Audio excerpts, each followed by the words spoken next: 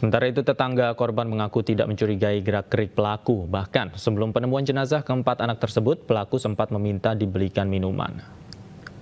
Pagi masih ada komunikasi dengan orang tetangga, misalnya minta maizon, sempat dibelikan, ditaruh di depan. Itu bukti apa? Saya juga pernah WA, Cak, kalau butuh apa-apa saya kacang hijau atau apa. Tetangga semua sebenarnya respon, cuma dia main rapi. Kekerasan nggak ada yang tahu. Di luar kalau lewat menyapa, dia tegur sama anaknya. Kalau main ke rumah ibu ini panggil ibu.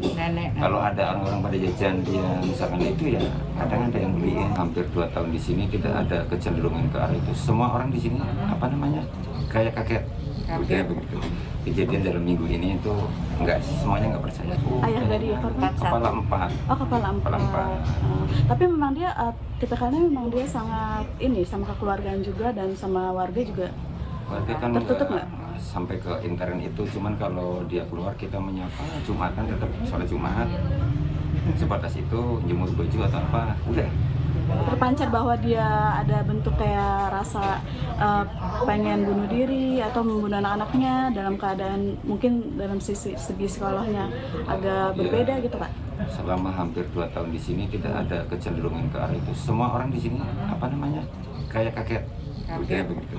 Kejadian dalam minggu ini itu semuanya nggak percaya. Nah, ketika awal melihat anak-anaknya memang tersusun rapi di kasur, di atas kasur? Awalnya gelap, cuma abangnya itu menyentel baterai kan. Udah tersusun rapi, entah disusun Pak Pansa atau kurang tahu. Keadaan mayatnya, maaf kalau boleh tahu, sudah mengungu semua atau sudah baunya sangat menyengat? Ya saya cerita, baunya kalau itu dibuka bau sekali. Sampai sekarang kan juga masih bau dalam keadaan tertutup. Sudah, satu-satu kondisi anak tidak bisa disebutkan.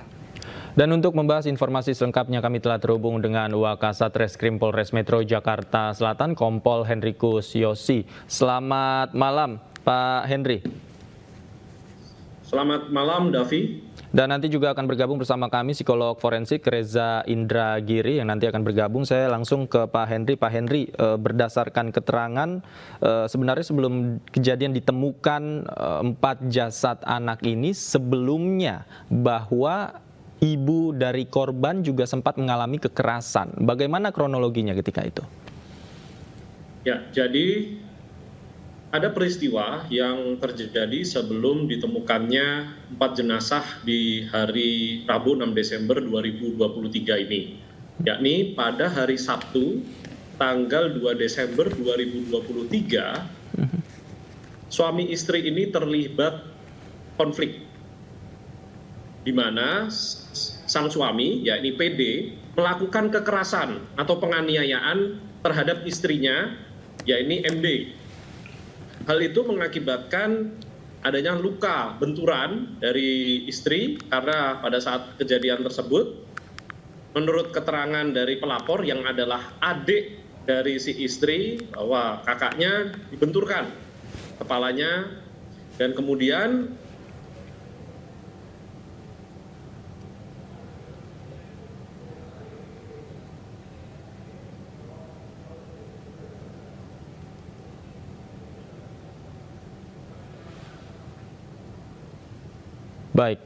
Baik Pak Henry, Anda masih bersama kami Pak Henry? masih, ya. Oke, ketika kejadian kekerasan itu terjadi di hari Sabtu, apakah diketahui oleh tetangga dan lingkungan sekitar, Pak?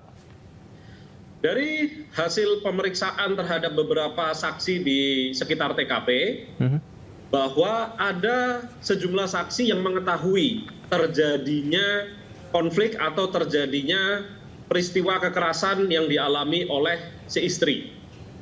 Oke, artinya korban atau istrinya ini juga sudah membuat laporan ke polisi pada hari yang sama, Pak? Ya, jadi peristiwa tersebut terjadi sekitar pukul 5 pagi pada hari Sabtu tanggal 2 Desember. Kemudian korban dibawa ke rumah sakit. Baru pada sekitar malam harinya adik korban membuat laporan di Polsek Jagakarsa. Karena pada saat itu korban masih dirawat di rumah sakit. Oke, rentang waktu antara laporan masuk ke kepolisian dengan penemuan jasad ini, apakah polisi juga sempat datang ke TKP, Pak? Ya, terkait dengan proses penanganan perkara dugaan tindak pidana KDRT ataupun penganiayaan ditangani oleh Polsek Jagakarsa pada saat itu. Ya, sejumlah tindakan dilakukan oleh Polsek Jagakarsa. Nah, fokus yang dilakukan oleh Polsek Jagakarsa pada saat itu adalah penanganan untuk laporan dugaan tindak pidananya. Pada saat itu laporan diterima di malam harinya. Nah, sedangkan kami saat ini menangani proses perkara terkait dengan temuan 4 jenazah anak tersebut. Oke, kalau untuk terkait kasus katakanlah pembunuhan terhadap 4 anaknya ini, apakah sudah didapatkan informasi, khususnya keterangan Pak dari ayahnya mengenai latar belakang atau ada fakta penting apa yang didapatkan dari keterangan sang ayah? Nah, jadi sejak kemarin pada hari Rabu tanggal 6 Desember 2023, sejak ditemukan si ayah dalam kondisi tergeletak di kamar mandi dengan adanya beberapa luka di beberapa bagian tubuhnya, kemudian dibawa ke rumah sakit dan sejak tadi malam dirujuk di RS Polri. Kondisi kesehatan yang bersangkutan masih dalam penanganan tenaga medis. Oleh karena itu kami dari penyidik belum bisa meminta keterangan kepada suami terkait dengan peristiwa tersebut. Begitu pula dengan dengan istri yang saat ini berada di RSUD Pasar Minggu, dikarenakan juga sedang dalam penanganan medis, kami juga belum meminta keterangan kepada si istri. Oke, kalau keterangan dari saksi yang lain, Pak, kapan kira-kira waktu pembunuhan itu terjadi, Pak? Jadi dari hasil pemeriksaan beberapa saksi di TKP, sejumlah saksi menerangkan bahwa mereka terakhir melihat aktivitas anak-anak itu pada hari Minggu siang. Itu masih melihat anak-anak itu bermain atau beraktivitas di sekitar TKP. Semenjak hari Minggu siang itu, sudah tidak tampak lagi aktivitas atau tidak ditemukan anak-anak keluar dari TKP. Sampai pada hari Rabu siang ditemukan jenazah keempatnya di TKP. Oke, saya juga akan langsung ke psikolog forensik Mas Reza Indragiri yang saat ini sudah bergabung bersama kami. Selamat malam, Mas Reza. Tadi polisi mengatakan bahwa ini memang kejadian yang cukup tragis begitu ya, bisa memprihatinkan dan menyentuh hati siapapun yang melihatnya. Kalau dari analisis Anda secara psikologi, bagaimana kemudian seorang ayah bisa tega membunuh anaknya hingga menyampaikan sebuah pesan yang ditulisnya dari darah? Kita bisa meninjaunya dari terduga pelaku dan juga bisa meninjau dari posisi anak-anak sendiri. Dari sisi terduga pelaku, kita acap kali menganggap karena saking banyaknya kasus KDRT, maka kasus-kasus semacam ini tanda petik dianggap sebagai hal yang biasa. Padahal riset yang menunjukkan bahwa boleh jadi ada gangguan-gangguan mental, ada abnormalitas tertentu yang membutuhkan penanganan segera agar kemudian tidak bereskalasi, tidak semakin buruk sehingga kemudian pecah ke dalam perilaku agresif, baik agresif terhadap diri sendiri berupa perilaku bunuh diri maupun agresif kepada pihak lain. Pihak lain itu siapa? Nah, kita pindah pembahasannya ke posisi anak-anak. Memang hitung-hitungan di atas kertas, anak-anak termasuk satu dari 3 kelompok manusia yang memang paling rentan mengalami viktimisasi. Kenapa? Jawabannya adalah karena anak-anak memiliki kelemahan yang sifatnya multidimensional. Mereka lemah secara fisik sehingga tidak mungkin melakukan perlawanan secara frontal terhadap pihak yang ingin menyakiti mereka. Anak-anak juga lemah dari sisi psikis karena mereka sama sekali tidak menduga bahwa orang tua mereka akan menjadi pelaku yang akan menghabisi nyawa mereka. Anak-anak juga relatif mudah diintimidasi, mudah untuk dimanipulasi dan berbagai macam pengelabuan psikologis lainnya. Plus satu lagi, anak juga lemah secara sosial. Dalam pengertian anak sulit untuk mencari bantuan, menghubungi pihak lain sekiranya mereka berada dalam situasi kritis. Tanda petik sempurna sudah. Kondisi orang tua yang sedemikian rupa, ditambah lagi dengan posisi anak yang memang sangat-sangat rentan, membuat kemudian peristiwa tragis ini berlangsung. Oke, kalau kita lihat dari kasus ini kan awalnya berasal dari KDRT yang dilakukan oleh suami kepada istrinya. Kemudian ada rentang waktu di situ sampai ditemukannya jasad anak-anak. Nah, dari analisis Anda ketika terjadinya KDRT kemudian juga sempat dilaporkan sampai penemuan jasad anaknya, bagaimana peran polisi hingga saat ini? Indonesia sudah memiliki undang-undang yang sifatnya khusus, yaitu Undang-Undang Penghapusan KDRT sejak sekian tahun lalu. Keberadaan undang-undang atau lex spesialis semacam ini semestinya kita pahami sebagai keharusan bagi otoritas penegakan hukum untuk juga memiliki kemampuan yang khusus dan pola respon yang khusus terhadap kasus-kasus KDRT. Nah, kita bisa menakar seberapa jauh tingkat responsivitas teman-teman di kepolisian pada kasus ini. Saya ingin mengambil acuan cermatan saya beberapa tahun lalu tentang ternyata polisi kita memiliki kesanggupan berupa waktu respon selama 16 menit. Sejak laporan masuk sampai kemudian petugas melangkahkan kaki mereka pertama kalinya ke TKP dibutuhkan waktu selama kurang lebih 16 menit. Kalau angka ini dijadikan sebagai acuan untuk menakar responsivitas kepolisian pada kasus ini, ya silakan kita lihat. Pada kasus ini berapa lama yang dibutuhkan waktu oleh polisi pertama kali untuk melangkahkan pertama kali kakinya ke TKP. Apakah mendekati 16 menit, ataukah berjam-jam, atau bahkan berhari-hari. Dengan kata lain, hasil penakaran macam itu juga akan mengirim pesan atau PR satu lagi kepada kepolisian. Pertama, untuk mengungkap kasus itu, dan yang kedua adalah mungkin melakukan evaluasi internal terkait dengan sekali lagi kesanggupan dan responsivitas dalam penanganan kasus KDRT. Oke, saya kembali ke Pak Henry. Pak Henry, pada saat ayahnya melakukan percobaan bunuh diri, kemudian membunuh anaknya ini, apakah kejadian tersebut sempat didengar oleh lingkungan sekitar, bahkan tetangganya?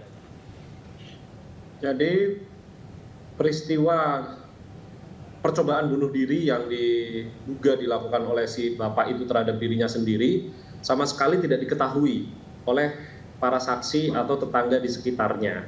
Karena mereka hanya berinteraksi terakhir itu pada hari Minggu siang dengan anak-anak. Nah, memang ada saksi yang pada saat hari H itu sempat berkomunikasi terkait pembelian minuman. Namun itu pun tidak bertatap muka, hanya meminta tolong kepada saksi untuk dibelikan sejumlah minuman dan diletakkan di depan pintu. Setelah itu tidak terjadi lagi interaksi. Jadi tetangga di kanan dan kiri, termasuk keluarga, baik dari keluarga suami maupun istri, baru mengetahui peristiwa ini setelah berhasil masuk ke dalam TKP, menemukan kondisi 4 orang anak dan si suami seperti yang ada di beberapa dokumen di tayangan media. Oke. Yang menarik kemudian pada saat penemuan jasad korban juga ditemukan sebuah pesan yang terukir di lantai. Apakah bisa dikonfirmasi pesan ini dibuat oleh ayah korban? Jadi benar bahwa pada kegiatan olah TKP kami menemukan kalimat yang diduga berasal dari bercak darah yang bertuliskan "Puas Bunda, thanks for all". Nah, terhadap bercak darah ini sedang dilakukan pemeriksaan oleh lapor, sudah dilakukan swab pada saat kegiatan olah TKP semalam, dan saat ini dalam pemeriksaan apakah bercak darah ini sumbernya berasal dari darah si suami atau sumbernya berasal dari darah keempat anak yang sudah tidak bernyawa tersebut. Oke, baik. Saya ke Mas Reza. Mas Reza, dari analisis Anda, sebenarnya apa yang ingin disampaikan oleh ayah korban melalui pesan yang dituliskan itu? Dengan asumsi bahwa tulisan itu memang dibuat oleh terduga pelaku, maka saya bisa menangkap ada nada sarkastis pada kalimat itu. Nada sarkastis yang boleh jadi mengandung amarah yang sedemikian hebat, dan di balik amarah yang hebat boleh jadi juga ada kesedihan yang luar biasa berat. Nah, saya beribu sayang, anak kemudian menjadi sasaran untuk 2 hal sekaligus. Pertama, sasaran revenge alias balas dendam. Bahwa karena barangkali terduga pelaku merasa kehilangan, maka sekarang giliran sang istri untuk juga merasakan kehilangan. Demikian pula menjadi sasaran displacement. Bahwa barangkali sang terduga pelaku alias suami ini ingin melampiaskan amarahnya, kebenciannya, dendamnya, atau apapun itu kepada sang istri. Namun karena dia tidak bisa menjangkau istri, maka dia mencari objek pengganti. Siapa objek pengganti alias objek displacement itu? Tadi saya katakan, pihak yang hitung-hitungan di atas kertas memang paling rentan untuk menjadi sasaran viktimisasi, yaitu anak-anak. Oke, kalau dilihat dalam kondisi demikian, artinya ada indikasi depresi yang mendalam yang dialami oleh pelaku, kemudian mungkin juga ada indikasi masalah mental. Apakah ini juga bisa menjadi pintu masuk untuk mengetahui motif yang dilakukan, motif dalam kasus ini? Ya, sangat mungkin. Itu sebabnya pada kasus-kasus semacam ini, terlebih ketika diketahui ada upaya bunuh diri, baik itu yang berhasil maupun tidak berhasil, maka kasus semacam ini semestinya tidak hanya menghadirkan pihak kepolisian sebagai first responder, sebagai pihak yang pertama merespon peristiwa. Tapi barangkali dibutuhkan adanya pekerja sosial, atau dinas perlindungan anak, atau otoritas medis setempat untuk memberikan intervensi secepat mungkin. Karena betapapun teman-teman di kepolisian sudah bekerja keras, tapi karena memang bukan ranah kerja mereka untuk memasuki dimensi kesehatan masyarakat, termasuk dalam kasus KDRT kemungkinan adanya gangguan mental tertentu seperti yang saya katakan tadi, adanya kompleksitas dalam relasi suami istri, itu juga tidak bisa dimasuki oleh pihak kepolisian. Oke, saya ke Pak Henry. Pak Henry, apakah tadi yang saya sebutkan indikator-indikator seperti depresi, kemudian masalah mental, dan juga barangkali mungkin saja ada pengaruh obat-obatan tertentu yang dikonsumsi ini sudah menjadi pertimbangan untuk memang ditindaklanjuti lebih lanjut? Ya, jadi ini juga menjadi fokus kami dalam penanganan, bahwa kami telah mengajukan permohonan baik visum et repertum maupun visum et psikiatrikum kepada RS Polri yang ditujukan terhadap si suami. Nah, saat ini dalam proses pemeriksaan hal itu, baik dalam memeriksa kondisi perlukaannya secara fisik maupun memeriksa aspek kejiwaan yang bersangkutan. Selain itu, terhadap istri yang saat ini masih dirawat di RSUD Pasar Minggu, kami juga sudah berkolaborasi dengan UPT P3A untuk melakukan pendampingan terhadap si istri. Sehingga kami berkolaborasi dengan berbagai pihak dalam proses penanganan perkara ini.